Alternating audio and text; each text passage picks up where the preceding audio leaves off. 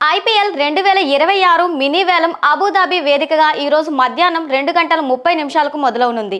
Cameroon Green, Liam Livingstone వంటి స్టార్లు ఉండడంతో ఈ మినీ వేలంపై ఆసక్తి నెలకొంది. Cameron Green, Liam Livingstone, Venkateshwar Iyer, Ravi Bishnoi లాంటి టాప్ స్టార్లు ఉన్న ఈ వేలం క్రికెట్ వర్గాల్లో ఆసక్తికరంగా మారింది. ముఖ్యంగా కెమెరూన్ గ్రీన్ కోసం కేకేఆర్, సిఎస్కే మధ్య భారీ బిడ్డింగ్ వార్ జరగడం ఖాయం కావడంతో ఐపీఎల్ ఫ్యాన్స్ కళ్ళన్నీ ఈ వేలంపైన ఉంది.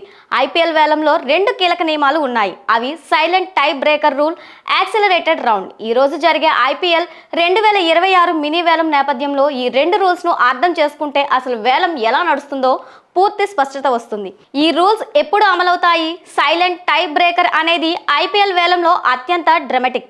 ఇది చాలా అరుదుగా ఉపయోగించే రూల్. ఈ నియమాన్ని 2010లో అప్పటి ఐపీఎల్ చైర్మన్ లలిత్ మోదీ ప్రవేశపెట్టారు. ఈ రూల్ ఎప్పుడు అమలవుతుందంటే ఒకే ఆటగాడిపై 2 లేదా అంతకంటే ఎక్కువ జట్లు బిడ్డింగ్ చేసే సమయంలో దగ్గర ఉన్న మొత్తం పర్సును పూర్తిగా ఖర్చు చేసి ఇరు ఫ్రాంచైజీలు సమానంగా నిలిచిపోయిన సందర్భంలో ఈ సైలెంట్ టై బ్రేకర్ అమలవుతుంది.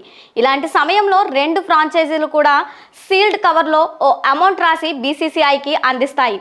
ఏ జట్టు అయితే అత్యధికంగా రాస్తుందో ఆ జట్టుకి ఆటగాడు దక్కుతాడు. అయితే ఇక్కడ ఒక ట్విస్ట్ ఉంది. అది ఏంటంటే అదనంగా రాసిన అమౌంట్ ఆటగాడి శాలరీ రెక్కలోకి రాదు, బీసీసీఐకి వెళ్తోంది. ఉదాహరణకు పర్స్లో 2 ఫ్రాంచైజీలు 18 కోట్లతో సమానంగా నిలిచాయనుకోండి. సీల్డ్ కవర్లో ఒక ఫ్రాంచైజీస్ 22 కోట్లు, మరొక ఫ్రాంచైజీ 23 కోట్లు రాస్తే అప్పుడు 23 కోట్లు రాసిన ఫ్రాంచైజీకి ఈ ఆటగాడు దక్కుతాడు. కానీ ఆటగాడికి వచ్చే శాలరీ మాత్రం 18 కోట్లే. మిగతా 5 కోట్ల రూపాయలు బీసీసీఐకి వెళ్తాయన్నమాట.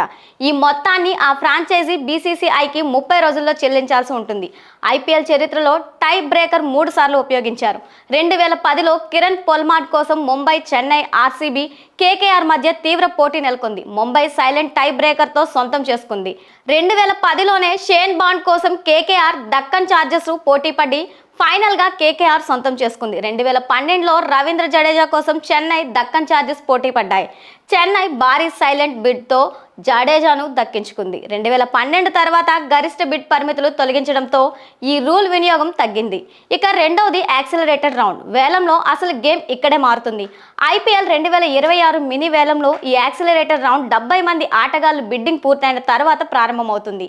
అమ్ముడు పోని ఆటగాళ్లలో ఫ్రాంచైజీలు కోరిన ఆటగాళ్లని ఈ వేలంలో మళ్లీ పెడతారు. తక్కువ ధరలో మ్యాచ్ విన్నర్లను దక్కించుకునే అవకాశం ఇక్కడ ఉంటుంది.